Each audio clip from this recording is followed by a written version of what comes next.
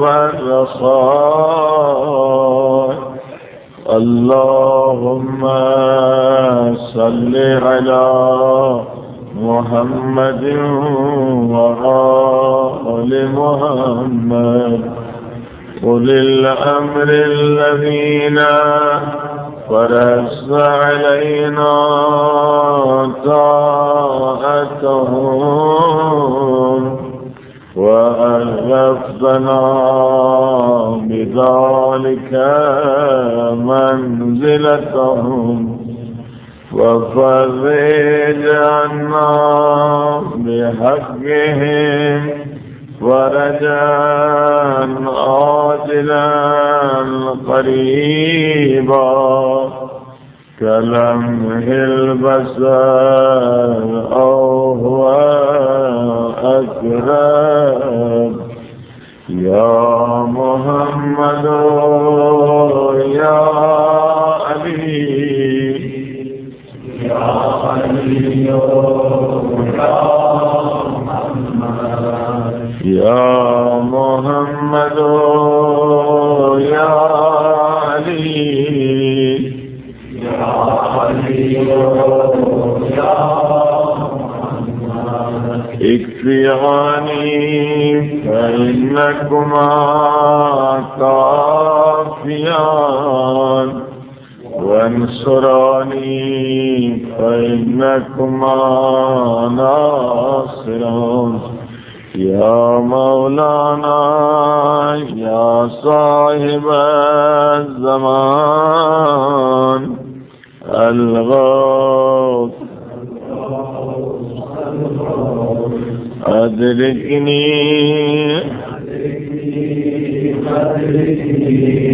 الساعة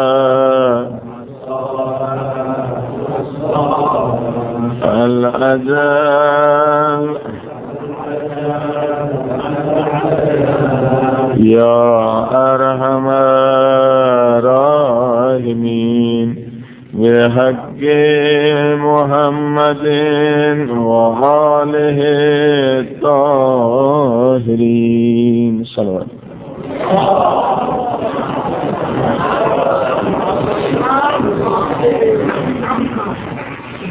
أما بعد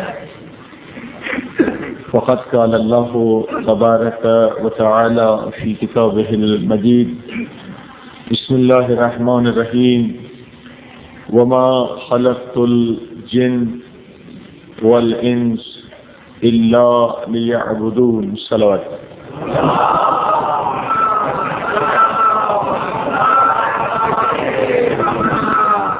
والسامعین، اللہ سبحانہ و تعالی کا قرآن کریم میں ارشاد ہو رہا ہے ہم نے جنوں اور انسانوں کو عبادت کے لیے خلق کیا ہے، اور کل آپ نے سماعت فرمایا کہ پروردگار کو ہماری عبادت کی کوئی ضرورت نہیں ہے،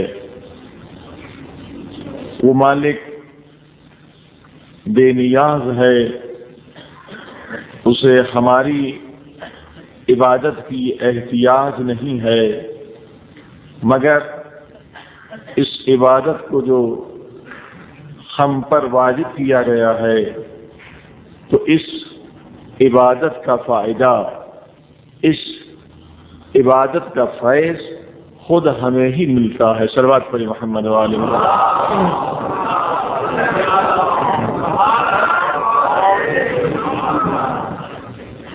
اور ضرورت اس بات کی ہے کہ ہم عبادت کے فلسفے کو سمجھیں۔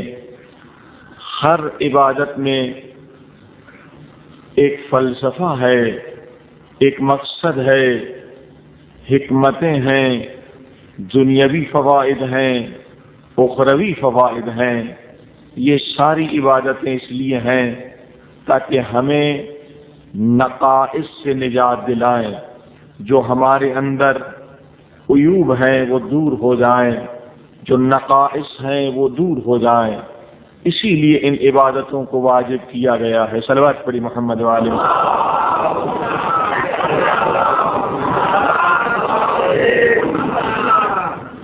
تاکہ انسان کے اندر سے نجاستیں دور ہو جائیں اور انسان اس قدر پاک ہو جائے، اس قدر طاہر ہو جائے، اس قدر طیب ہو جائے کہ فرشتے اس کی غلامی کرنے کے لیے تیار ہو جائیں۔ یہ عبادتوں کا مقصد ہے کہ ان عبادتوں کے ذریعے سے پروردگار ہمیں طاہر بنانا چاہتا ہے، پاک بنانا چاہتا ہے۔ اسی لیے ہر زمانے میں پروردگار نے انبیاء کو بھیجا۔ کوئی ایسا زمانہ نہیں جس میں خدا کی طرف سے کوئی ہادی نہ ہو، کوئی نمائندہ نہ ہو۔ فرمایا هو الذی بعث فی الامیین رسولا منہم یتلو علیہم آیاتہ ویزکیہم ویعلمہم الکتاب والحکمہ وَإِن كَانُوا مِن قَبْلَ فِي ضَلَالٍ مُبِينٍ۔ ہم نے سب سے پیارے نبی، سب سے پیارے اپنے محبوب کو تمہاری ہدایت کے لیے بھیجا، تاکہ یہ نبی آ کر تم پر آیتوں کی تلاوت کرے، تاکہ یہ نبی آ کر تمہارے نفسوں کو پاک کرے، تاکہ یہ نبی تمہیں حکمت اور قرآن کریم کا علم عطا کرے۔ اے لوگوں، اس سے پہلے تم گمراہی میں تھے۔ اسی طرح کی آیتیں مختلف انداز سے نازل ہوئی ہیں کہ آدم سے لے کر سرکار حضرت محمد مصطفیٰ صلی اللہ علیہ وآلہ وسلم، یہ سارے انبیاء کا مقصد یہ ہے کہ یہ انبیاء عبادتوں کے ذریعے سے ہمیں پاک کرنا چاہتے ہیں، ہمیں طاہر کرنا چاہتے ہیں، ہمیں انسان بنانا چاہتے ہیں۔ اور یہ سلسلہ رکا نہیں، کیونکہ انسان بھی آ رہے ہیں، مخلوق بھی موجود ہے، کائنات بھی موجود ہے، لہذا ہر زمانے میں انسان محتاج ہے ایک ہادی کے لیے، لہذا سلسلہ آج بھی جاری ہے، آج بھی ہادی موجود ہے، آج بھی اللہ کا نمائندہ موجود ہے، آج بھی پیغمبر خدا صلی اللہ علیہ وآلہ وسلم کا جانشین موجود ہے۔ اور یہ قرآن کریم نے عقیدہ سکھایا ہے، کل قوم ہاد، ہر قوم کے لیے ہادی ہے۔ کوئی قوم ایسی نہیں ہے جس کے لیے پروردگار نے ہدایت کا بندوبست نہ کیا ہو، ہر قوم کے لیے ہادی ہے۔ پروردگار نے کبھی کسی قوم کو بغیر ہادی کے نہیں رکھا، اور ہادی کا کام کیا ہے؟ نفسوں کو پاک کرنا، عبادت کے ذریعے سے نجاستوں کو ختم کرنا، طہارت کا درس دینا۔ عزیزان گرامی، اسی لیے پیغمبر خدا حضرت محمد مصطفیٰ صلی اللہ علیہ وآلہ وسلم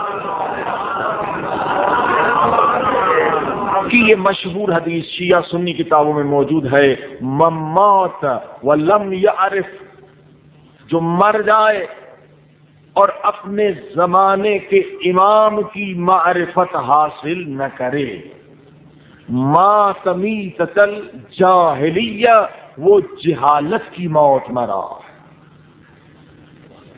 جو مر جائے اور اپنے زمانے کے امام کی معرفت حاصل نہ کرے۔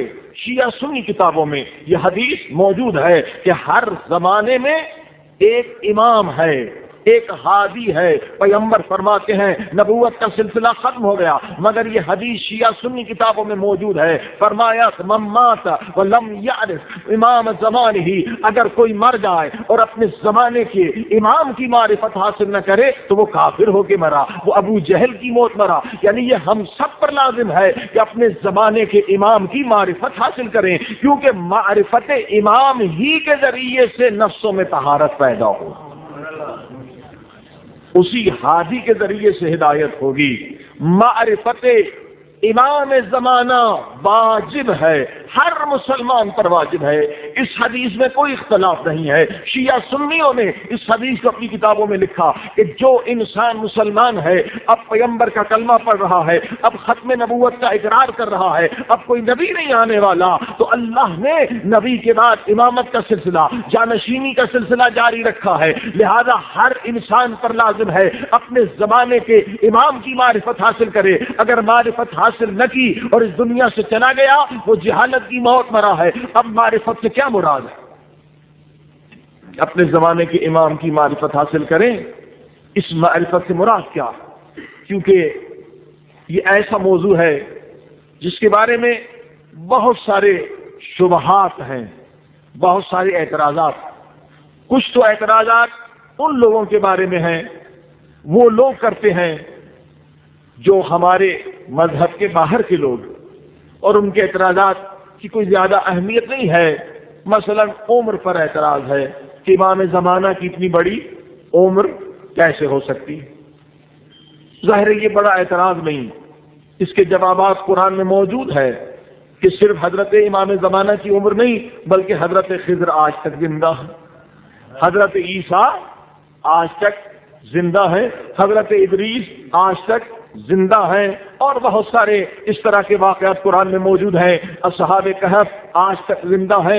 لہذا جو انسان خدا کو قادر مطلق سمجھ رہا ہے، قرآن پر ایمان ہے، تو قرآن میں آیت موجود ہے ان اللہ علی کل شیء قدیر، خدا ہر چیز پر قادر ہے، عمر کو بڑھا سکتا ہے، کوئی بات نہیں ہے، یہ خدا کے لیے معمولی سی بات ہے. لیکن عزیزان گرامی، تعجب یہ ہے کہ جو لوگ کہتے ہیں امام زمانہ کی اتنی عمر کیسے ہو گئی، یہ وہی لوگ ہیں جو اٹھتے بیٹھتے مسلمان ہیں، اٹھتے بیٹھتے کہتے اعوذ باللہ من الشیطان اللعین الرجیم. ترجمہ کیا؟ پروردگار ہمیں شیطان کے شر سے بچا. یعنی شیطان کی عمر میں انہیں شک نہیں ہے کہ وہ کم بخت اب تک زندہ ہے، مگر ہادی کی زندگی میں اور عمر میں شک کر رہے ہیں. صلوات پڑھی محمد.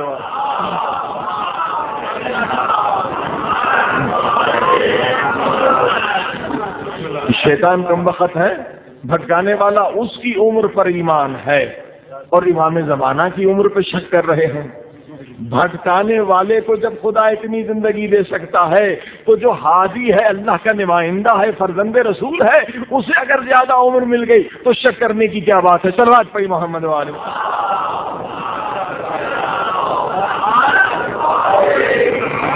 لیکن کچھ باتیں خود مومنین کے درمیان ابھی تک کلیئر نہیں ہیں.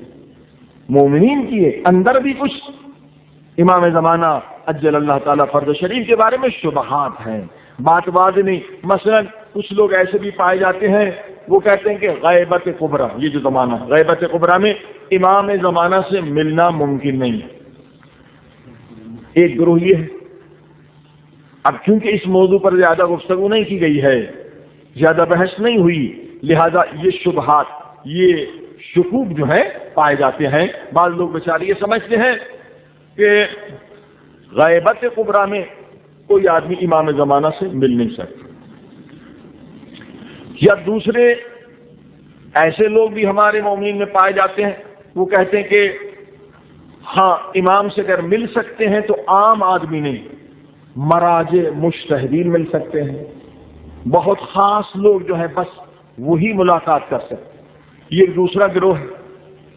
اور تیسرا گروہ ایسا بھی پایا جاتا ہے افکار کے اعتبار سے کہ اگر کوئی کہے کہ امام زمانہ کو میں نے دیکھا ہے تو اس کی تکذیب کر دو، کہہ دو یہ جھوٹا.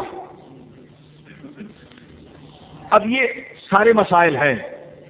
یا چوتھا گروپ ایسا بھی پایا جاتا ہے کہ امام زمانہ کے بارے میں یہ عقیدہ ہے کہ ہاں امام زمانہ کو دیکھیں گے مگر پہچان نہیں سکتے. امام زمانہ کی زیارت ہوگی مگر غیبت کبریٰ کے زمانے میں امام زمانہ کو ہم پہچان نہیں سکتے. یہ 4-5 قسم کے افکار لوگوں میں موجود ہیں. کیونکہ بات واضح نہیں ہوئی، اس پر زیادہ گفتگو نہیں ہوئی، انشاءاللہ پروردگار نے اگر توفیق دی تو اس عشرے کے دوران کھل کر ہم بات کریں گے اور دلائل کے ساتھ بات کی جائے گی کہ حقیقت کیا ہے. صلوات پڑھی محمد وآل محمد.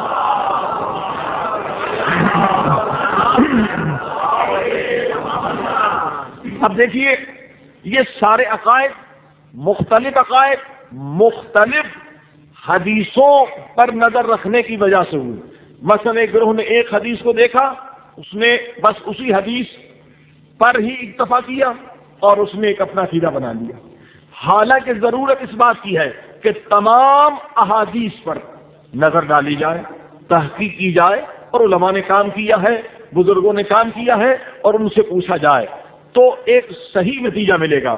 اب آپ نے دیکھا بعض لوگ کہتے ہیں غیبت کبریٰ میں ملنا ممکن ہی نہیں، بعض لوگ کہتے نہیں مل سکتے ہیں تو مراجع فقط، بڑے لوگ، بزرگ لوگ، ہم جیسے گنہگار مل نہیں سکتے.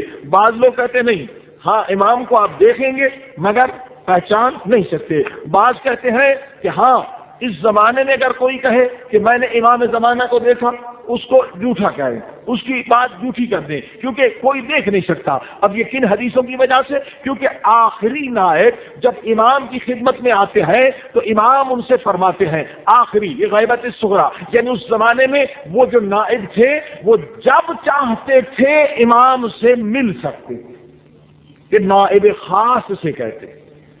نائب خاص جو غیبت صغریٰ میں گزرے ہیں ان کی عظمت یہ تھی کہ یہ نائبین جو گزرے ہیں خاص جب چاہتے تھے امام سے ملتے تھے. مثلا آپ سے کہتے تھے بھائی آپ اپنا خط دیں ہم جا کے امام کی خدمت میں پہنچائیں گے, آپ امانت دیں ہم امام کی خدمت میں پہنچاتے تھے. لہذا یہ دو باتیں ان کے اندر تھی, آپ کے خطوط امام زمانہ کی خدمت میں پہنچتے تھے اور وہ جب چاہتے تھے امام سے ملتے تھے. اب جب آخری نائب امام کی خدمت میں آیا, اب امام نے فرمایا سنو اب غیبت کبریٰ کا زمانہ آنے والا ہے, لہذا تم اپنے بعد کسی کو نائب مقرر نہ کرنا.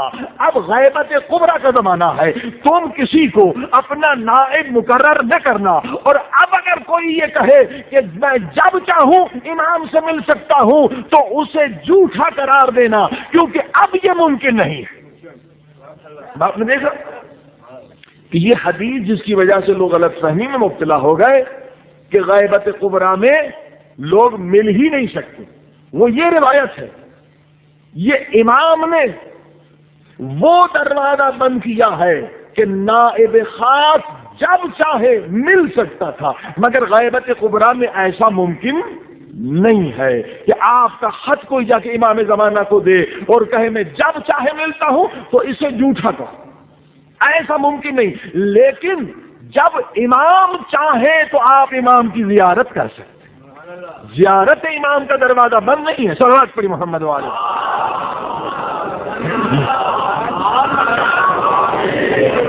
لہذا ان دونوں باتوں میں فرق ہے کہ ایک زمانہ تھا کہ نائب خاص جب چاہتا تھا امام سے مل سکتا تھا, لیکن غیبت کبریٰ میں ایسا ممکن نہیں. کوئی مجتہد ہو, کوئی نائب امام ہو, اس کے پاس یہ طاقت نہیں کہ جب چاہے امام زمانہ کی خدمت میں پہنچے تو پہنچ جائے, نہیں, بلکہ اب یہ اختیار امام زمانہ کو ہے. خدا کا اذن ملے گا تو امام زمانہ آپ کو اپنی زیارت کرائیں گے, آپ اپنے نائب جو عام ہیں مجتہدین کو اپنی زیارت کرائیں گے. اب یہی اختلاف تھا جو روایت کو نہ سمجھنے کی وجہ سے پیدا ہوا کہ بعض لوگ کہنے لگے کہ اگر کوئی کہے کہ میں نے امام کو دیکھا تو اس کی بات کو ٹھکرا دیں. نہیں, یہ غلط ہے, کیونکہ بڑے بڑے صاحبان کرامت علماء, بڑے بڑے جید علماء, انہوں نے اپنی کتابوں میں لکھا اور بڑے بڑے بزرگوں کے بارے میں لکھا کہ انہوں نے اپنے امام زمانہ کی زیارت کی. صلوات پڑھی محمد والے.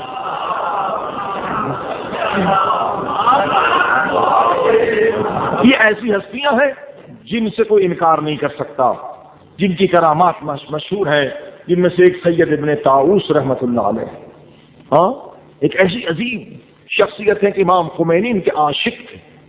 سید ابن طاؤوس کئی مرتبہ غیبت کبریٰ میں امام نے ان سے ملاقات کی.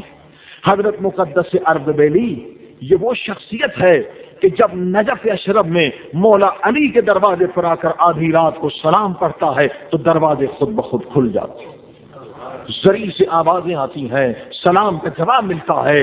ایسی ہستی ان کے بارے میں مشہور ہے, خود واقعات شاگردوں نے لکھا اور خود ان کی کتاب میں ایسے مسائل ہیں. امام زمانہ کی خدمت میں پہنچے. سید بحر العلوم ایک بڑی عظیم شان شخصیت ہے. اس طرح کی بہت ساری شخصیتیں ہیں جو غیبت کبریٰ میں اپنے امام کی خدمت میں پہنچ چکی ہیں. عزیزان گرامی, لہذا یہ دروازہ زیارت کا بند نہیں ہوا, بلکہ وہ دروازہ بند ہو چکا ہے کہ آپ کے خطوط جب آپ چاہیں اپنے امام کو خط لکھیں اور جواب لیں. نہیں, نائب خاص کا دروازہ بند ہو چکا ہے. اب ہے اپنی محنت پر, اپنی ریاضت پر, اپنی طہارت پر. صرف ایک واقعہ بتا دوں کہ اب بھی زیارت امام زمانہ ممکن ہے. صلوات پڑھی محمد والے.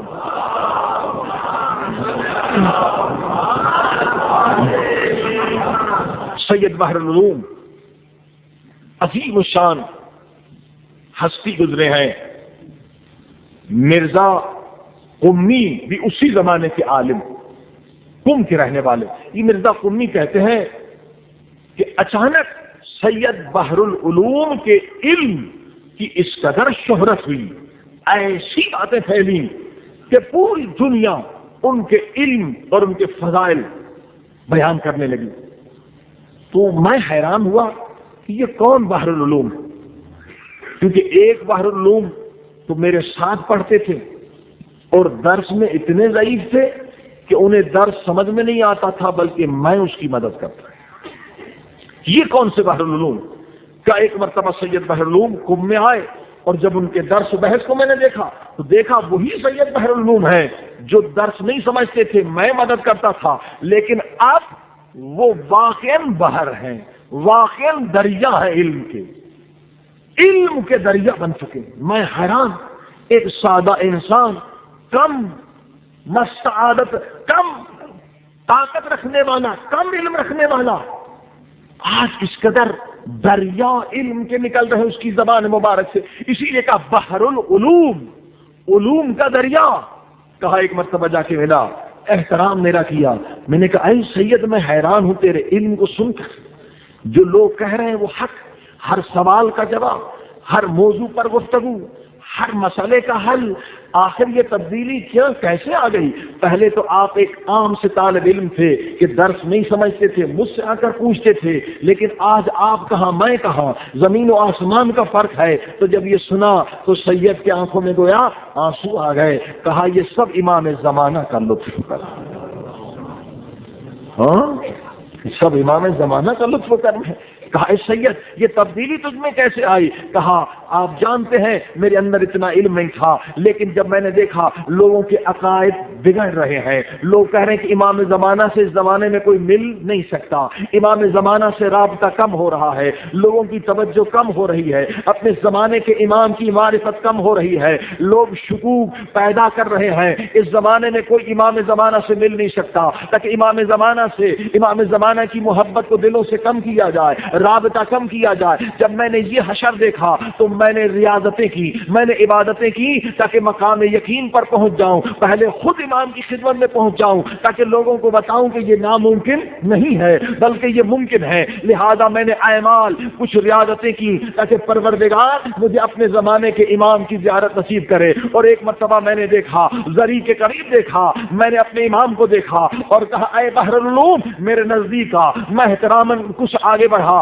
پھر امام زمانہ نے کہا اے بحر العلوم آگے بڑھو، پھر میں آگے بڑھا، پھر احتراماً میں آگے زیادہ نہ بڑھا، لیکن امام نے بہت زیادہ حکم دیا کہ آ جا میرے سینے سے لگ جا۔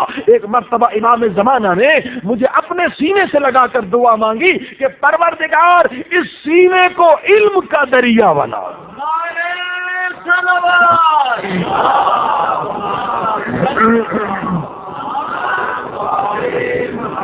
اور میں یہی چاہتا تھا کہ لوگوں کے شکوک ختم ہو جائیں اور اس کے بعد واقعاً علم کے دریا میرے سینے میں آ گئے، ہر مسئلے کا جواب نہیں معلوم، وہ علوم جو کسی کتاب میں موجود نہیں ہے وہ امام زمانہ کے صدقے میں مجھے مل گئے۔ اور پھر میں لوگوں سے کہنے لگا اے لوگوں یہ ناممکن نہیں ہے، اپنے امام سے تم مل سکتے ہو۔ دیکھو میں معمولی طالب علم تھا، لیکن جب میں نے کوشش کی تو اپنے امام زمانہ سے ملا اور اسی کے صدقے میں یہ علم کے دریا میرے سینے میں آ گئے ہیں۔ صلوات پڑھی محمد۔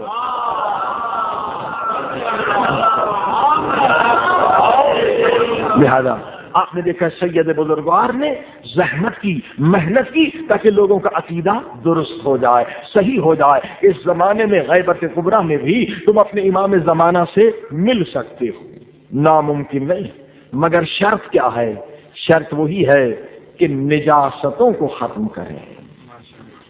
عام جب زمانہ ہو، جیسے پیغمبر خدا صلی اللہ علیہ وسلم کا زمانہ تھا، حضور کو کافر بھی دیکھ سکتا تھا، منافق بھی دیکھ سکتا تھا، مشرک بھی دیکھ سکتا تھا، یعنی وہاں کوئی کمال نہیں تھا، ہر ایک دیکھ سکتا تھا۔ اگر بالکل ظاہر ہو جائے امام تو وہی حیثیت ہو جائے گی دیکھنے کی، زیارت کرنے کی۔ کافر بھی دیکھ سکتا ہے، مشرک بھی دیکھ سکتا ہے، مومن بھی دیکھ سکتا ہے، لیکن اب پروردگار نے اپنے محبوب کو، فرزند زہرا کو غیب کے پردے میں ڈال دیا۔ اب ہے امام غیبت میں، لہذا اب ہر ایک نہیں دیکھ سکتا، وہی دیکھ سکتا ہے جسے امام زمانہ پسند ہے۔ فرمائی اب یہاں طہارت کی ضرورت ہے۔ دیکھیے باپ آیا ہے کیونکہ یہ ہمارے روحانی باپ ہیں، اہل بیت، امام، نبی، حدیث ہے پیغمبر کی کہ انا والی ابوا هذه الامه، میں اور علی اس امت کے باپ ہیں، روحانی باپ ہیں، ہمارے روحانی باپ ہیں امام زمانہ۔ میں مثال عرض کروں، باپ آیا ہے دور سے، بیٹے کو دیکھا، اب باپ بیٹے کو سینے سے لگانا چاہتا ہے مگر دیکھا بچہ ہے چھوٹا، نجاست لگی ہوئی ہے، کپڑوں پہ نجاست ہے، ادھر بھی نجاست ہے۔ اب بتائیے باپ کا دل تو چاہتا ہے کہ بیٹے کو سینے سے لگائے مگر کہتا ہے میرے لال پہلے نجاست تو صاف کر دے۔ جس طرح سید بحر العلوم نے ساری نجاستوں کو دور کیا اور اس قابل بنے کہ امام زمانہ نے انہیں اپنے سینے سے لگایا۔ عزیزان گرامی، معرفت امام زمانہ کا مقصد یہی ہے، اے انسان معرفت امام زمانہ حاصل کر، خود کو اس قابل بنا تاکہ امام تجھے اپنی زیارت کرائے۔ اللہ اللہ ہمارے اندر نقائص ہیں، آج مولا علی کے ان جملوں کو دہرا دیا جائے۔ مولا علی فرماتے لوگوں، ایک آخری میرا فرزند، تمہارا آخری امام حضرت یوسف کی طرح لوگوں کے درمیان رہیں گے، وہ تمہیں پہچانیں گے مگر تم انہیں نہیں پہچانو گے۔ آج امام زمانہ ہمارے درمیان ہیں، ممکن ہے بعض لوگوں نے زیارت کی ہو مگر پہچانا نہ۔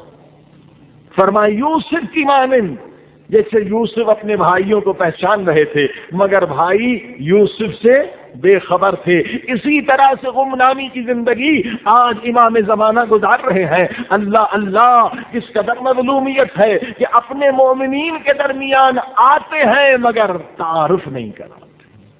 کیوں؟ اس لیے کہ ہمارے اندر صلاحیت موجود نہیں ہے۔ اسی لیے حدیث ہے، روایت ہے کہ جب امام کا ظہور ہوگا بہت سارے لوگ کہیں گے کہ حضرت کو ہم نے دیکھا تھا، حضرت کو ہم نے دیکھا تھا، حضرت کی ہم نے زیارت کی تھی۔ دیکھیے مثال عرض کروں، آپ جا رہے ہیں، یہاں پہ جا رہے ہیں، قم میں جا رہے ہیں، کئی علماء گزر رہے ہیں، ممکن ایک عالم کو آپ نے 10 بار دیکھا مگر کسی نے تعارف نہیں کرایا کہ یہ حضرت ہے، یہ آیت اللہ ہے، یہ فلسفی ہے، یہ بہت بڑے علامہ ہے، یہ مفسر قرآن، تو آپ کو وہ چہرہ یاد نہیں رہتا۔ 10 مرتبہ دیکھو لیکن نہیں، ہم نے آپ کو کھڑا کر دیا کہ دیکھ رہے ہیں یہ جو مولانا جا رہے ہیں یہ حضرت آیت اللہ عظمیٰ ہے، یہ آیت اللہ بہجت ہے، ان کا یہ مقام۔ اب جب تعارف کرائیں گے وہ چہرہ یاد رہ جائے گا۔ اسی طرح سے بہت سارے لوگ ہیں جنہیں امام اپنی زیارت تو کراتے ہیں مگر ابھی تک ان کا یہ مقام نہیں ہے کہ وہ امام کو پہچان بھی سکیں، لہذا ضرورت اس بات کی ہے۔ عزیزان گرامی، انبیاء کا کیا مقصد ہے؟ ہمارے نفسوں کو پاک کرنا۔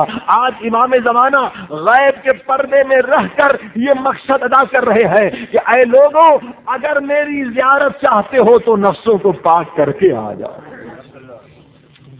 اگر میری زیارت چاہتے ہو اپنے نفسوں کو پاک کر کے آ جاؤ۔ لہذا ناممکن نہیں ہے عزیزان گرامی، یہ عبادت کا مقصد ہے کہ نفس انسان کے پاک ہو جائیں۔ اگر دل میں غلاظت گناہ ہے تو انسان اپنے امام کی زیارت نہیں کر سکتا۔ زیارت سے محرومیت کے اسباب پر انشاءاللہ کل پرسوں گفتگو ہوگی کہ وہ کون سے اسباب ہیں جن کی وجہ سے ہم امام زمانہ کی زیارت سے نابین ہیں۔ صلوات پڑھی محمد و آلہ۔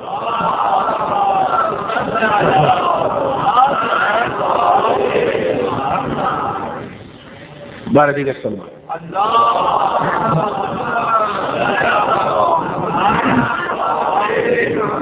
لہذا آج اس موضوع کا تعارف ہو چکا ہے کہ یہ بزرگ ترین عبادت ہے کہ انسان خود کو اس قابل بنائے کہ نور فرزند زہرا کی زیارت اسے نصیب۔ لیکن کیسے؟ طہارت، پاکیزگی، نفس نجاستوں کا خاتمہ، اور جس مقصد کے لیے پروردگار نے 1,24,000 انبیاء کو بھیجا اور قرآن میں سب سے زیادہ قسمیں کھائیں، والشمس والضحاها والقمر اذا تلاها، پڑھتے چلے جائیے، اتنی قسمیں پورے قرآن مجید میں کہیں نہیں۔ 14 قسمیں کھانے کے بعد پروردگار نے کہا قد افلح من زکاہا، کامیاب ہے وہ جس نے نفس کو پاک کیا۔ یقیناً قد افلح من زکاہا، جو یہاں پر کامیاب ہے، جو نفس کو پاک کرنے میں کامیاب ہے، وہ زیارت امام زمانہ کرنے میں بھی کامیاب۔ اگر نفس میں طہارت نہیں تو زیارت امام زمانہ سے محروم ہے۔ اصل مسئلہ ہے نفس کی طہارت کا۔ عزیزان گرامی، اب نفس کی طہارت کا آغاز کہاں سے کیا جائے، کیسے پاک کیا جائے؟ بہت سارے لوگ چاہتے بھی ہیں مگر نفس پاک نہیں ہو رہا۔ کیا وجہ ہے؟ اتنی مجلسیں ہیں، اتنی کتابیں ہیں، قرآن کریم ہے، احادیث ہیں، منبر ہے، محراب ہے۔ دیکھیے، نفس کو پاک کرنے کے لیے ابتدائی قدم جو انسان کو اٹھانا ہے، پہلا قدم کہ انسان سب سے پہلے خود کو ناقص سمجھے۔ انسان خود کو ناقص سمجھے۔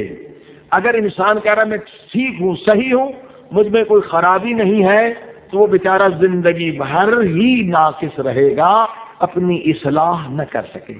اور بہت سارے لوگ بیچارے اس مصیبت میں گرفتار ہیں۔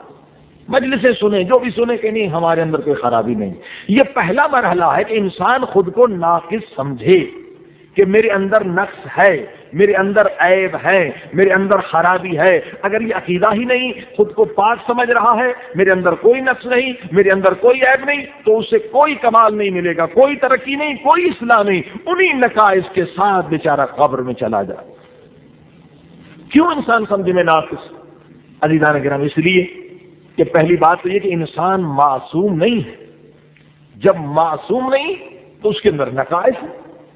صرف یہ نہیں کہ معصوم نہیں، بلکہ قرآن کریم نے خبردار کیا، ان النفس لامارۃ بالسوء الا ما رحم ربی۔ اے انسان، فقط تو یہ نہیں کہ غیر معصوم ہے، بلکہ تیرے اندر ایک نفس ہے جس کا نام نفس امارہ ہے، جو فقط تجھے گناہ کی طرف کھینچ رہا ہے۔ اس کا کام ہے گناہ کی طرف کھینچنا۔ چلیے، یہ نفس جو دشمن ہے یہ بھی ہمارے ساتھ، اس کا کام ہے برائی کی طرف، خرابی کی طرف، خامی کی طرف، نفس کی طرف کھینچنا۔ یہ بھی ہمارے اندر ہے، اور یہ پرانی دلیل ہے، جب نفس ہمارے اندر ہے، نفس امارہ، تو ہم ناقص ہیں۔ اور آگے بڑھیے، آنکھ ہم نے کھولی تو جس گود میں ہم آئے، ہماری والدہ، ہمارے والدین، وہ بھی معصوم نہیں۔ اے ہمارے والدین معصوم تھے؟ نہیں، ان کے اندر بھی خطائیں، ان کے اندر بھی اشتباہات۔ اب جب ہم نے اپنے والدین کے آغوش میں آنکھ کھولی تو جو خرابیاں ہمارے والدین کے اندر تھیں وہ بھی ہم نے لے لی، جو خوبیاں ان کے اندر تھیں وہ بھی ہم نے لے لی۔ صلوات پڑھی محمد والے۔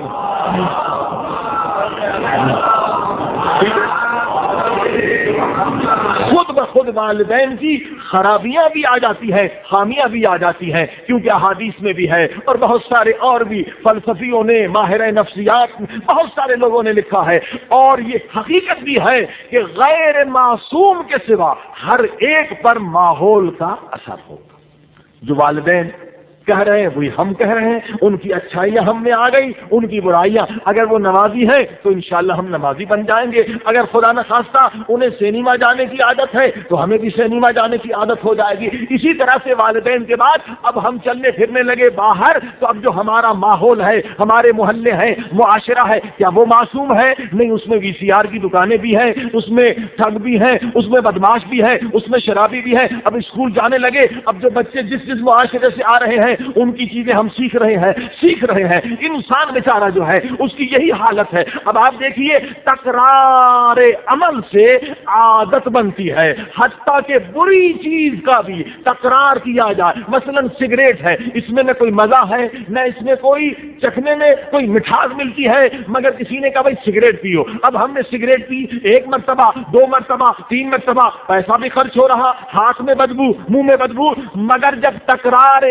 عمل کیا جائے، بار بار کوئی عمل کیا جائے تو وہ عادت بن جائے۔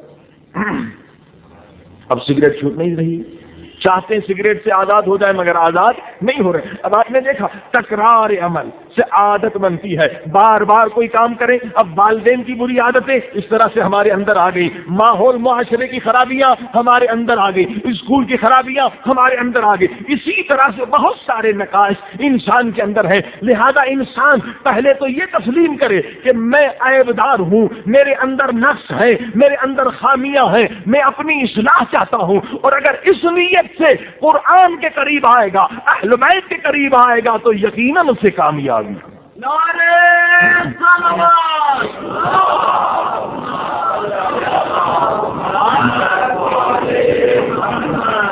لیکن اگر یہاں ہی پر انسان اشتباہ کرے کہ نہیں میرے اندر کوئی خرابی نہیں، تو بیچارہ اپنی اصلاح نہیں کر سکتا. لہذا عزیزان گرامی، یہ آج پہلا نقطہ ہے. ہر انسان سوچے میں غیر معصوم ہوں، میرے اندر ہزار خرابیاں ہیں، ماحول کی خرابیاں، اور آئے کہاں؟ قرآن کے دروازے پر آئے، اہل بیت کے دروازے پر آئے. اور اس نیت سے جب آئے گا، یقیناً یہ ایسے دو دروازے ہیں کہ انسان واقعاً ایسا پاک ہو جائے گا کہ پیغمبر فرماتے ہیں من تاب کمن لا ذنب لہ. اہل بیت کے بتائے ہوئے اصولوں پر اگر کوئی توبہ کا غسل لے لے تو فرمایا اگر سچی توبہ کر لے وہ ایسا پاک ہو جاتا ہے گویا اس نے کوئی گناہ ہی نہیں کیا. صلوات پڑھی محمد.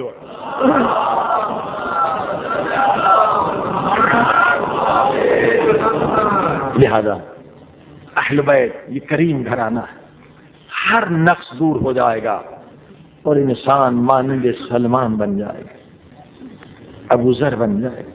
دیکھیے سلمان نے کس قدر نقائص دور کر دیے اور کس مقام پر پہنچا.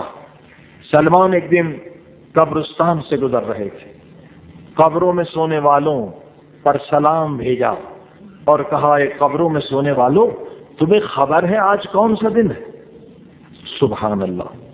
اب دیکھیے یہ مقام ہے یقین کا کہ سلمان بھی شیعہ ہیں، سلمان بھی مومن ہیں، مگر سلمان اور مرحومین کے درمیان کوئی حجاب نہیں ہے. جب چاہے مرحومین سے بات کر رہے ہیں. کس قدر اس کا بلند مقام، کس قدر بلند یقین. ہم شک کی زندگی میں ہیں، عالم برزخ سے بے خبر ہیں. حضرت سلمان کے دوست اہل قبور ہیں، قبروں میں رہنے والے دوست ہیں.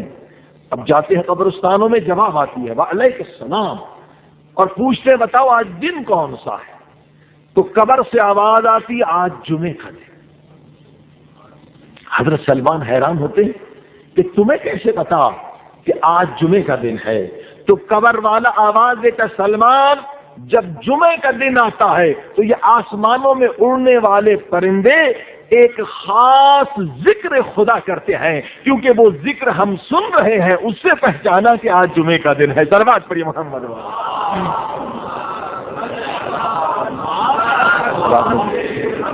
کہ اگر نقائص دور ہو جائے نا، یہ نقائص عیب ہیں، یہ گناہ جو ہے یہ حجاب ہیں، یہ پردے ہیں. اگر یہ گناہوں اور نقائص کے حجابوں کو انسان ہٹا دے تو انسان وہاں دیکھ سکتا ہے جہاں جبریل بھی نہیں دیکھ سکتا. اس قدر انسان کے مقامات بلند ہو سکتے ہیں. عزیزان گرامی، لہذا انسان صحیح کرے. خصوصاً محرم کا مہینہ ہے، رمضان کا مہینہ، یہ طہارت کا مہینہ ہے، نفسوں کو پاک کرنے کا مہینہ ہے. انسان چاہے تو نقائص کو دور کر سکتا ہے. پہلے تو مرحلہ آپ نے سنا کہ انسان خود کو ناقص سمجھے، اور دوسرا مرحلہ انسان اپنے نقائص کو تلاش کرے کہ امام جعفر صادق علیہ الصلوۃ والسلام ارواحنا لہ الفداء فرماتے خوش نصیب ہے وہ شخص، غور سے سننے کی حدیث ہے، بار بار سننے کی حدیث ہے. فرمایا خوش نصیب ہے وہ شخص، خوش نصیب ہے وہ مومن جو دوسروں کے عیوب کو تلاش کرنے کے بجائے، دوسروں کے عیبوں کو تلاش کرنے کے بجائے اپنے عیبوں کو تلاش کرنے میں مشغول ہے. فرمایا یہ عبادت ہے.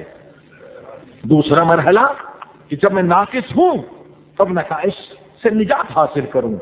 فطرت انسان ایسی ہے کہ نقائص سے سبھی کو نفرت ہے. کوئی ناقص بن کر زندگی گزارنا نہیں چاہتا، ہر ایک کو عیب سے، نجاست سے نفرت ہے. لہذا جب میں ناقص ہوں، اب دوسرا مرحلہ فرمایا اپنے عیبوں کو تلاش کرو. میرے اندر کیا خامیاں ہیں، میرے اندر کیا نقائص ہیں؟ تو معصوم نے فرمایا تمہیں خود نہیں پتا چلے گا کہ تمہارے اندر کیا نقائص ہے. کیوں؟ فرمایا محبت جو ہے انسان کو اندھا بنا دیتی ہے. دیکھیے جس انسان سے آپ کو محبت ہو جائے آپ کو اس کے عیب نظر نہیں آئیں گے بلکہ اس کی ساری اچھائیاں نظر آئیں گی. اور جس انسان سے آپ کو نفرت ہو جائے پھر اس کے عیب ہی عیب نظر آئیں گے، کوئی اچھائی نظر نہیں آئے گی.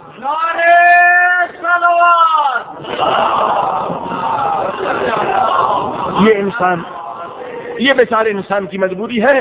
یہ انسان کی طبیعت ہے کہ جس کے اندر جس سے محبت ہو جائے اس کا کوئی عیب نظر نہیں آتا، بلکہ اس کا عیب بھی اس کی ادا بن کر اچھائی نظر آتی ہے، اور جس سے نفرت ہو جائے اس کی اچھائیاں نظر نہیں آتی، ساری چیزیں عیب نظر آتی ہیں۔ اب کیونکہ انسان کو سب سے زیادہ اپنی ذات سے محبت ہے، سب سے زیادہ اپنی ذات سے محبت، کسی دوسرے سے بھی محبت کرتا ہے تو اپنی ذات کی وجہ سے، اس نے مجھ پر احسان کیا، اس نے مجھے پانی پلایا، اس نے میرا قرض اتارا، اس نے میری مدد کی، سب سے زیادہ انسان کو اپنی ذات سے محبت ہے۔ لہذا معصومین نے فرمایا تمہیں خود اپنے عیوب کا پتہ نہیں چلے گا کہ تمہارے اندر کیا خرابیاں ہیں، کیا خامیاں ہیں، کیونکہ تم سب سے زیادہ اپنے ذات سے محبت رکھتے ہو، تو مولا پھر کیسے پتہ چلے کہ میرے اندر کیسے نقائص ہیں، کیا برائیاں ہیں؟ فرمایا المومن مرآۃ المومن، مومن کے لیے آئینہ ہے، ایسا دوست تلاش کرو، ایسا دوست بناؤ جو تمہاری تعریف نہ کرے بلکہ تمہارے نقائص سے تمہیں آگاہ کرے۔ فرمایا اس کے لیے ضروری ہے یہ تیسرا مرحلہ، تمہیں خود پتہ نہیں چلے گا تمہارے اندر کیا خامیاں کیا خرابی ہیں، کوئی دوست تلاش کرو، اہل علم ہو، صاحب فضل ہو، پتہ ہو اسے کہ عیب کیا ہے، نقائص کیا ہے، کوئی عالم تلاش کرو، کوئی دوست تلاش کرو، صاحب علم تلاش کرو جو تمہیں بتائے تمہارے اندر کیا خامیاں ہیں، کیا خرابیاں ہیں۔ اور ورنہ آج کا زمانہ کیا ہے، آج دوست اسے کہتے ہیں جو آپ کی تعریف کرے، ٹھیک؟ اور یہ حقیقت ہے کہ بے وقوف اپنی تعریف سن کر خوش ہوتا، یہ بے وقوف کی تعریف ہے، یہ ڈیفینیشن ہے کہ بے وقوف بیچارہ اپنے فضائل سن کر، تعریف سن کر لذت حاصل کرتا۔ کیوں خوش ہوتا ہے؟ بھائی تعریف کس چیز کی ہے؟ کوئی کمال ہو تو تعریف، مثلا اس کا خط لکھنے کا بہت اچھا، یہ تعریف۔ اب یہ خط جو ہے، اچھی ہینڈ رائٹنگ، یہ سمجھ رہا ہے میرا کمال۔ یا مثلا بہادر ہے، وزن اٹھاتا ہے، یا اسی طرح سے بہت سارے کمالات۔ تعریف جو ہے کسی کی کمال کے مقابلے میں ہوتی ہے۔ اب بے وقوف، میں نے عرض کیا کہ بے وقوف کی تعریف یہ ہے کہ وہ اپنی تعریف کو سن کر خوش ہوتا، لذت حاصل کرتا۔ کیوں؟ سمجھتا ہے کہ یہ میرا کمال ہے جس کی وجہ سے دیکھ کر لوگ تعریف کر رہے ہیں، حالانکہ انسان کے اندر کوئی کمال نہیں، جو بھی کمال ہے وہ خدا کی طرف سے عطا کردہ۔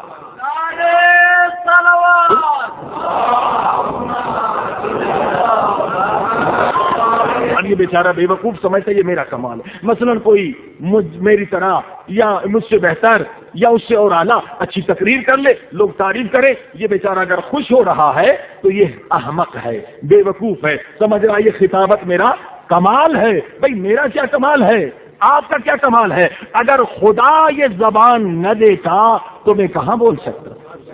کمال تو اس خدا کا ہے، تعریف تو اس خدا کی ہے۔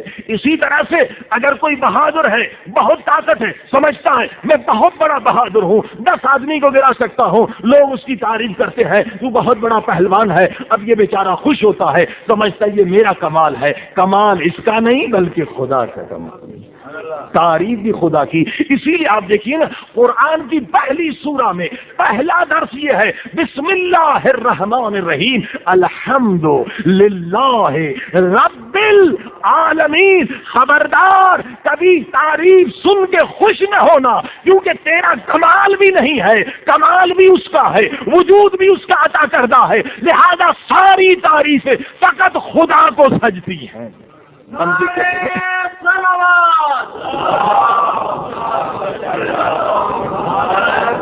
ساری تعریفیں خدا کو سجتی ہیں، خدا کو اچھی لگتی ہیں۔ کائنات کا خالق وہی ہے، وجود دینے والا وہی ہے، مالک وہی ہے۔ بہرحال میں نے عرض کیا تھا، آج دوستی یہی ہے کہ لوگ تعریف کریں، آپ خوش ہو جائیں۔ عزیزان گرامی، تعریف پر خوش ہونا حماقت بھی ہے اور شرک خفی بھی ہے، کیونکہ آپ کمال کو اپنی ذات کی طرف نسبت دے رہے ہیں، اسی کا نام شرک ہے، حالانکہ کمال خدا کا ہے، کیونکہ جب وجود ہمارا نہیں تو کمال ہمارا کیسے ہو سکتا؟ یہ جو وجود ہے خدا کا عطا کردہ ہے، تو کمال بھی اسی کی طرف منسوب ہے، کمال سارے اسی کے، تعریفیں ساری اسی کی۔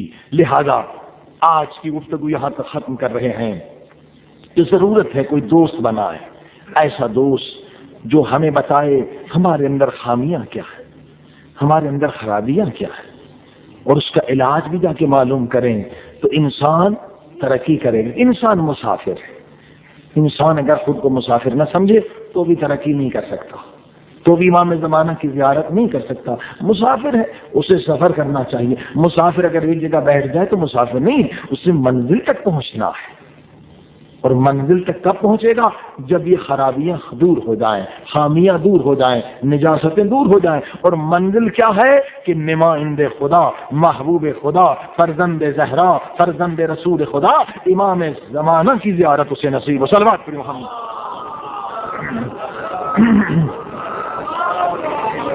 بات نے دیکھا، آج بھی امام زمانہ کا وجود پوری کائنات کے لیے برکت ہے، با برکت ہے، با اس سے ہزار نعمتیں انسانوں کو مل رہی ہیں، اور ایک حرکت بھی ہے کہ حرکت کرو امام زمانہ کی طرف، بڑھو امام زمانہ کی طرف، قدم بڑھاؤ۔ اور قدم کیسے بڑھاؤ گے؟ خرابیوں کو دور کرو تاکہ تم اس لائق ہو سکو کہ فرزند زہرا، یوسف زہرا تمہیں اپنی زیارت کرائیں۔ صلوات پڑھی محمد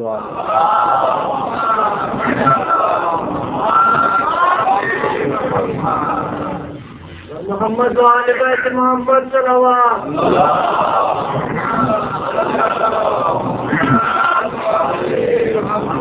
ایک واقعہ عرض کر دوں کل کی گفتگو سے متصل ہوتے ہوئے۔ یہ شاہ ایران کے زمانے کا واقعہ ایک عالم دین نے اپنی کتاب میں لکھا۔ کہ شاہ کا زمانہ تھا، بس میں جا رہے تھے، جب نماز کی فضیلت کا وقت آیا، ایک نوجوان اٹھا، ڈرائیور سے کہا کہ بس روک دو، مجھے نماز پڑھنی ہے۔ ڈرائیور نے کہا یہاں ہوٹل نہیں ہے، کوئی پانی کا انتظام نہیں ہے، ہم آگے روکیں گے۔ کہا نہیں، مجھے ہر حالت میں نماز کو فضیلت کے وقت پہ ادا کر۔ حتیٰ کہ جھگڑا کیا ڈرائیور سے اس زمانے میں جب ہر طرف گناہ تھے، بے حیائی تھی، فحاشی تھی، کہ عالم دین کہتے میں حیران۔ آخر نوجوان نے جھگڑا کر کے بس کو رکوایا، نماز ادا کی، ہم لوگوں نے نماز ادا کی۔ اب یہ واپس آیا تو یہ عالم کہتے میں نے اس سے پوچھا کہ آخر اس قدر مضبوط ارادے سے تو نے بس رکوائی، اس کا سبب کیا؟ تو اس نے بڑا عجیب جملہ کہا کہ آغا میں نے امام زمانہ سے وعدہ کیا کہ نماز فضیلت کے وقت پہ پڑھو۔ یہ مولانا کہتے میں اور حیران ہو گیا، امام زمانہ سے وعدہ کیا؟ کیسے کیا؟ کب کیا؟ کہا میں تعلیم کے سلسلے میں یورپ گیا اور میرا آخری امتحان تھا، وہ امتحان دینے کے لیے میں بس میں جا رہا تھا اپنی کالج یا یونیورسٹی، اور میں جہاں رہتا تھا وہ یونیورسٹی سے کافی دور ایک جگہ تھی۔ جب میں جا رہا تھا ہم لوگ سب بس میں تھے، اس راستے پہ بس ایک ہی بس چلتی تھی، ایک چھوٹا سا گاؤں تھا، سستا تھا کرایہ، میں وہاں رہتا تھا دور دور۔ اب جب ہم امتحان دینے جا رہے تھے بس خراب ہو گئی، ڈرائیور نے جتنی کوشش کی بس نہیں بنتی۔ اب وہ میرا آخری امتحان تھا، اگر وہ پیپر نہ دے سکتا تھا تو میرے کئی مہینے برباد ہوتے، مجھے رہنا پڑتا تھا۔ اب میں نے ایک مرتبہ دعا کی، کیونکہ اپنے شہر ایران میں دعائے ندبہ کبھی پڑھتے تھے، کبھی دعائے توسل، اسی کے الفاظ سے میں نے امام زمانہ کو یاد کیا کہ امام زمانہ آج ہی میری مشکل حل کر دیں، میں آپ سے وعدہ کرتا ہوں کہ آج کے بعد میں نماز کو فضیلت کے وقت پہ ادا کروں۔ کہ یہ دعا میں نے خلوص کے ساتھ ایک مرتبہ فریاد کی، اتنے میں نے دیکھا ایک شخص آیا، ڈرائیور سے کچھ بات کی کہ کیوں ٹھہر گئے ہو؟ کہ بس خراب ہے۔ کہ اجازت تو میں دیکھ لوں۔ کہ وہ شخص بس کے اندر گیا، حالانکہ ڈرائیور کئی کوششیں کر چکا تھا، اس نے تھوڑے سی ادھر ادھر ہاتھ لگائے، بس ٹھیک ہو گئی۔ ڈرائیور سے کہا کہ بس تیار ہے، ہم لوگ بس میں چڑھے۔ وہی شخص میرے قریب آیا، کہا اپنے وعدے کو نہ بھلانا، تو نے ہم سے وعدہ کیا تھا کہ نماز کو فضیلت کے وقت پہ ادا کرو۔ عزیزان گرامی، اگر امام زمانہ کی زیارت کا شوق رکھتے ہیں تو یہ بات بھی بہت ضروری ہے جو ہم نے کل ادا کی تھی کہ نماز کو فضیلت کے وقت پہ ادا کریں. ہاں امام ہم سے دور نہیں ہیں بلکہ ہمارے گناہوں نے ہمیں اپنے امام سے دور کیا ہے. آئیے پروردگار کی بارگاہ میں چلیں, التجا کریں پروردگار نور فرزند زہرا ہمیں بھی نصیب کر, زیارت فرزند زہرا ہمیں بھی نصیب کر. اللہم صل علی محمد وآل محمد. اللہم صل علی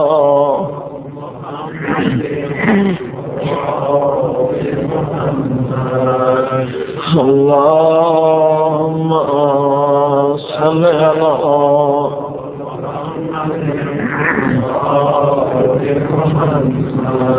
اللہم صل علی محمد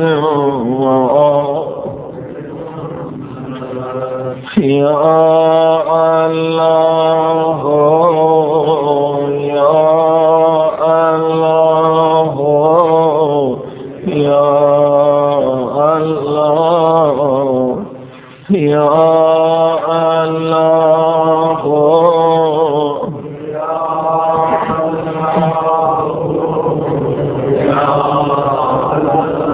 سب مل کے پڑھنا یا اللہ یا اللہ یا اللہ یا اللہ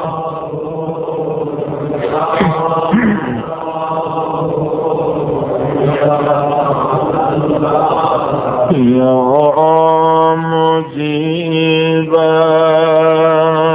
دعوت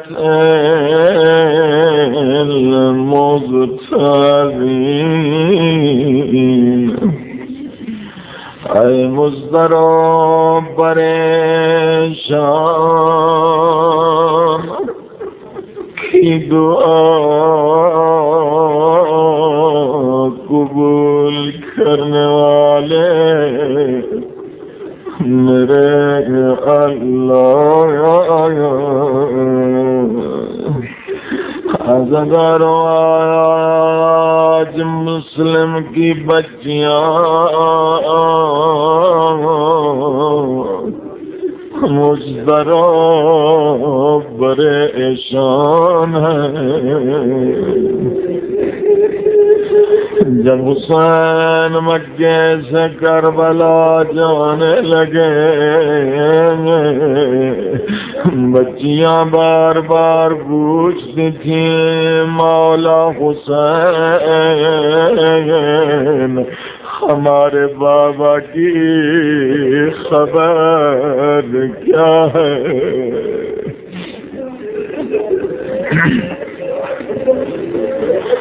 ذرا اولاد والوں بتائیں حسین وہ خبر کیسے دے جو حسین کو کوفے سے آنے والوں نے دے دی ہے.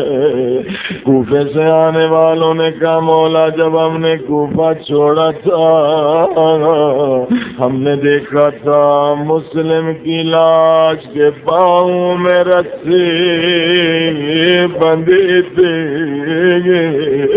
اور ظالم مسلم کی لاش کو کوفے کی گلیوں میں گھسیٹ رہے تھے. تو میرے اللہ اس مظلوم لاش کا تجھے واسطہ جسے نہ کوئی غسل دینے والا تھا نہ کفن دینے والا تھا, اگر آپ کی اجازت ہو آپ کی طرف سے ایک جملہ مولا حسین کی بارگاہ میں عرض کروں. مولا حسین آپ بھی بہت مظلوم ہیں, مگر مولا حسین آپ کی مظلومیت اور مسلم کی مظلومیت میں ایک فرق ہے۔ جب آپ شہید ہوئے آپ کی لاش پامال ہوئی، مگر آپ کی لاش پہ بہنوں نے آ کے گریا کیا، ماتم کیا، بیٹیاں آئی رونے لگی، مگر ہائے پردیسی مسلم، نہ کوئی بہن رونے آئی، نہ کوئی بچی رونے آئی، اس طرح سے لاش رہی جیسے کوئی بے وارث۔ اے خدا، اس مظلوم سفیر حسین کا تجھے واسطہ میرے اللہ، اور دوسری محرم کی تاریخ ہے، اس مجلس میں سارے لوگ امیدیں لے کر آتے، اے خدا ہم سب کی نیک امیدوں کو پورا فرما، اے خدا اس مہینے میں ہمارے گناہ بخش دے، ہمیں حور کی طرح پاک کر دے۔ سب مل کے کہیے یا غفار یا غفار یا غفار یا غفار یا غفار یا غفار یا غفار یا غفار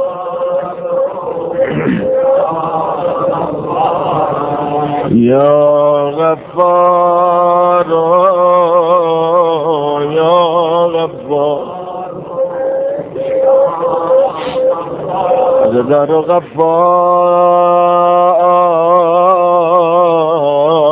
غفار یعنی بخشنے والا۔ او میرے اللہ، آج ہم سب امیدوار ہیں تو حسین کے صدقے میں ہم سب کے گناہ بخش دے گا، کیونکہ ہم فقیر ہیں تو امیر ہے، ہم سوالی ہیں تو عطا کرنے والا۔ اے عزیزو سنیے، یاد رکھیے، جب بھی دعا مانگیں امیدوار رو کے، اگر خدا نے آپ کو خیرات نہیں دینی ہوتی تو یقین رکھیں آج مجلس میں نہیں آتے۔ جب اس نے بلایا ہے تو عطا بھی کرے گا۔ میرے بیمار امام زین العابدین فرماتے ہیں الہی انت الکریم، او میرے اللہ تو کریم ہے۔ کریم اسے کہتے ہیں جو سوالی کو کبھی واپس نہیں کرتا۔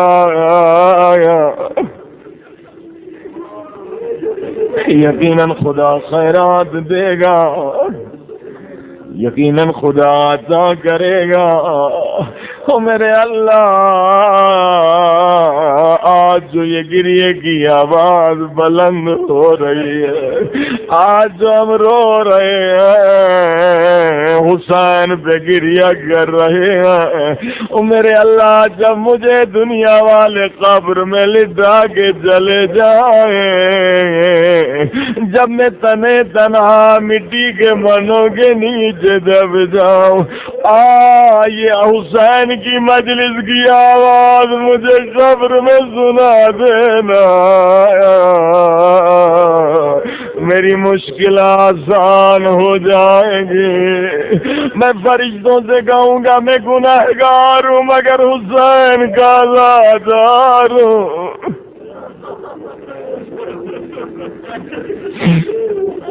عزاداروں، یہ گریہ نجات کا سبب ہے۔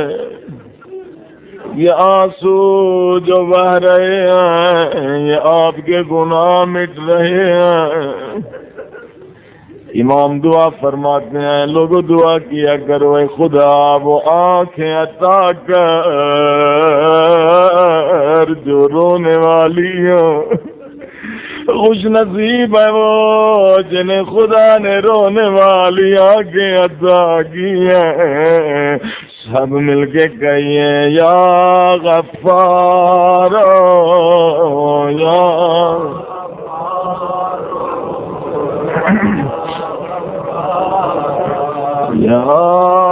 غفار یا غفار یا غفار یا غفار۔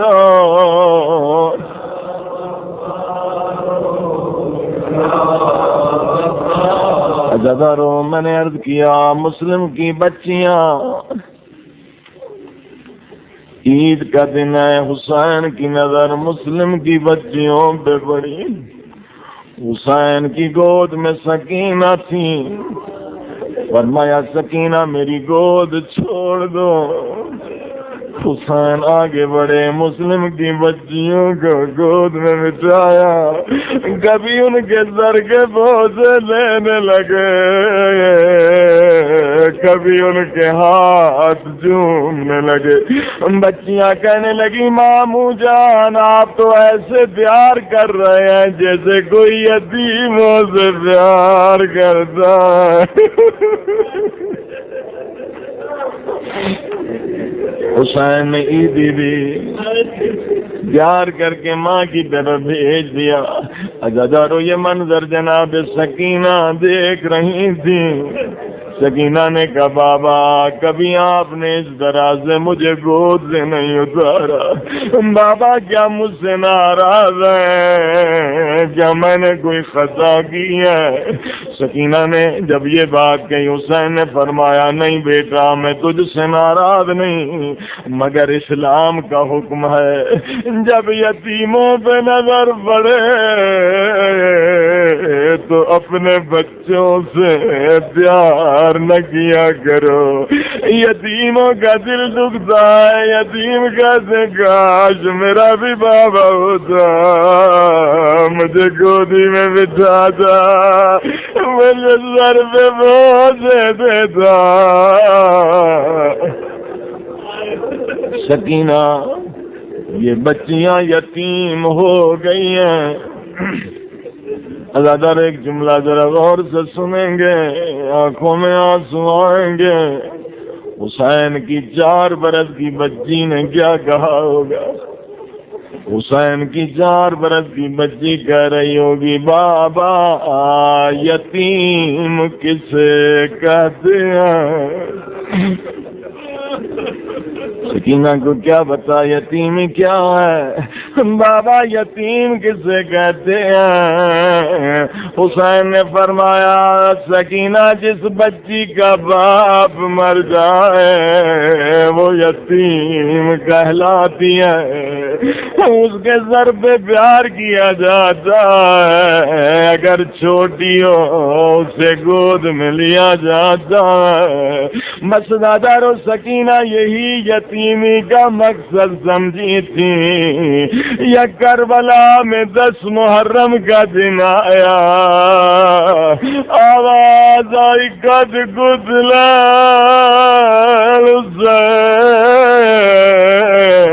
حسین مارے گئے۔ سکینہ سمجھی میں یتیم ہو گئی، کوئی آئے گا مجھے گود میں اٹھائے گا، کوئی آئے گا میرے سر پہ ہاتھ پھیرے گا، مگر کیا دیکھا شمر دادیانہ لے کے آیا۔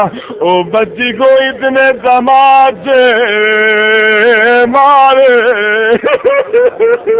او اتنے تماچے مارے کان زخمی ہے، مگر سکینہ نے کوئی گلا نہیں، کوئی شکوہ نہیں، او بابا کی لاش کی طرف دوڑی ہوگی، بابا او میرے مظلوم بابا، او میرے پردیسی بابا، بابا تو نے تو کہا تھا یتیموں سے پیار کیا جاتا، او بابا شمر نے مجھے تماچے مارے، او میرے کان زخمی ہے، او میرا گردہ جلا ہے۔ پروردگار اس مظلومہ بچی کی یتیمی کا واسطہ ہم سب کے گناہ بخش۔